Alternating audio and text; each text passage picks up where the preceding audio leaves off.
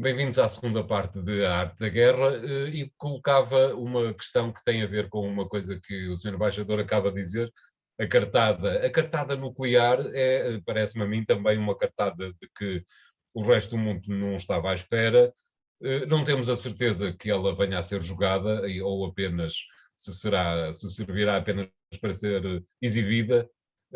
Como é que observa esta questão que, apesar de tudo, é introduzida na equação um pouco antes, inclusivamente, de as tropas russas terem avançado sobre a Ucrânia?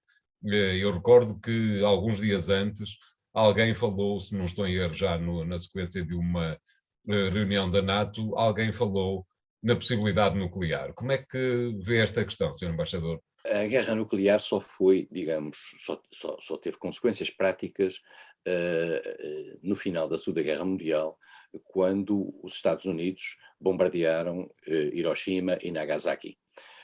Esta foi a única vez em que armamento nuclear foi utilizado. E foi utilizado como forma de convencer, se assim se pode dizer, entre aspas, os japoneses a renderem-se.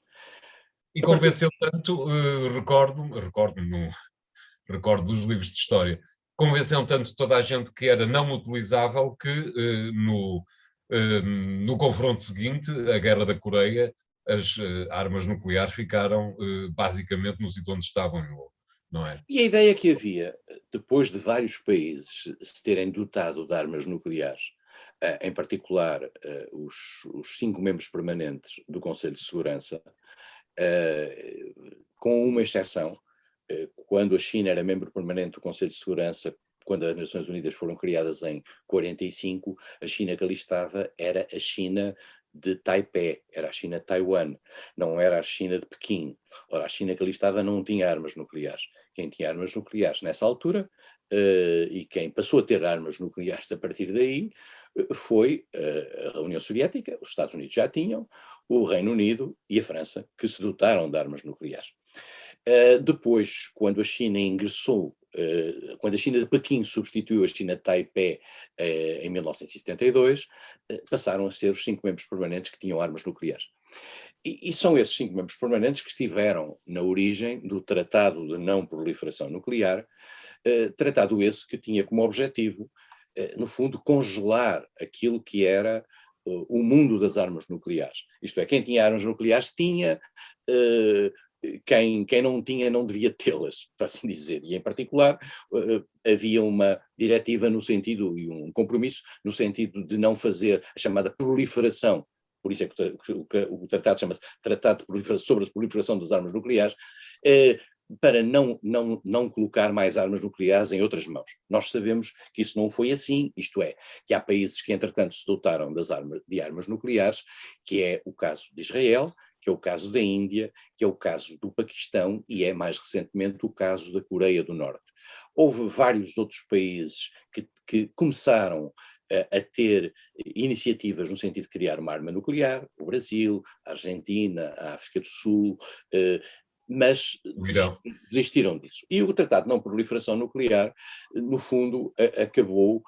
Há países que não assinaram o Tratado de Não Proliferação Nuclear, convém dizê-los. Israel é um caso típico, sabemos que tem armas nucleares, não aceitou o Tratado de Não Proliferação Nuclear, porque o Tratado de Não Proliferação Nuclear tem um aspecto interessante, é que, ao mesmo tempo, também protege os países que querem utilizar o processo de ativação nuclear para efeitos civis e Exato. permite ajudar esses países. Tudo isto feito sob a vigilância da Agência Internacional de Energia Atómica em Viena. As armas nucleares funcionaram ao longo da Guerra Fria como um fator de dissuasão mútua, no sentido de dizer tu podes me liquidar, mas eu liquido-te a ti.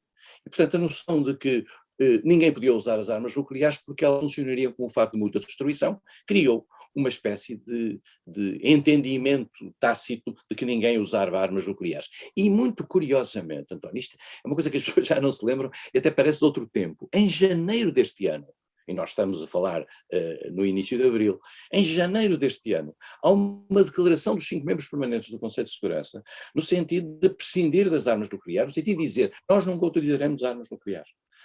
Estão aí a Rússia, a China, os Estados Unidos, a França e o Reino Unido, no Conselho de Segurança. Uma declaração proposta pela China. Agora, as armas nucleares não são apenas as armas nucleares estratégicas dos mísseis que vão de um lado para o outro, há também Exato. as armas nucleares táticas. E a Rússia, no início, em particular, a partir do momento em que foi objeto de um processo de sanções económicas muito forte, que a Rússia qualificou como um ato, eu não sei exatamente a expressão, mas um ato de guerra, digamos, a Rússia colocou no terreno a linguagem da possibilidade do uso das armas nucleares. E nós aqui estamos, neste momento, perante uma situação, eu diria, muito rara no plano internacional, porque também se prende com o papel das Nações Unidas, que já poderemos falar, que é o seguinte: será que um país que diz que tem armas nucleares, que diz não, que tem armas nucleares, e que os outros temem, digamos, agredi-lo, porque sabem que esse uso das armas nucleares pode ser efetivo, tem por esse motivo o direito de, digamos, romper com o direito internacional, atacar a soberania de outros Estados, na defesa daquilo que ele considera ser os seus interesses, mesmo que a comunidade internacional não legitime esses interesses? Ora, este problema da Rússia na Ucrânia é um caso típico disto. Há um país que diz: eu tenho armas nucleares, aviso que tenho armas nucleares, e vou aqui intervir, e os senhores não podem intervir, porque sabem que se intervêm, eu uso as armas nucleares. E eu vou intervir em função dos meus interesses. Vou intervir de forma convencional, com tropas convencionais, mas para a defesa daquilo que eu considero ser os meus interesses. Será que isto vai-se criar uma nova ordem internacional feita à luz da chantagem? Este é um ponto-chave que esta questão da Rússia na Ucrânia criou. É uma coisa nova, porque no passado nós ainda podíamos dizer: bom, mas isto é mediado pelas Nações Unidas. Portanto, não, quando um membro permanente do Conselho de Segurança está envolvido numa questão internacional, as Nações Unidas ficam de braços cruzados. Ficaram no Kosovo, ficaram no Iraque, na Segunda Guerra do Iraque, ficam agora também no caso da Ucrânia. Há aqui uma limitação objetiva por parte dos instrumentos que foram criados a seguir à Segunda Guerra Mundial, no sentido de intervirem. E ou então intervêm só em questões que não digam respeito aos 5 principais países. E Exatamente. isto levanta-nos um problema, que é um problema que não está ainda discutido, mas que é o problema da sobrevivência das Nações Unidas. Nós estamos Claro, hoje claro, claro. perante esta questão.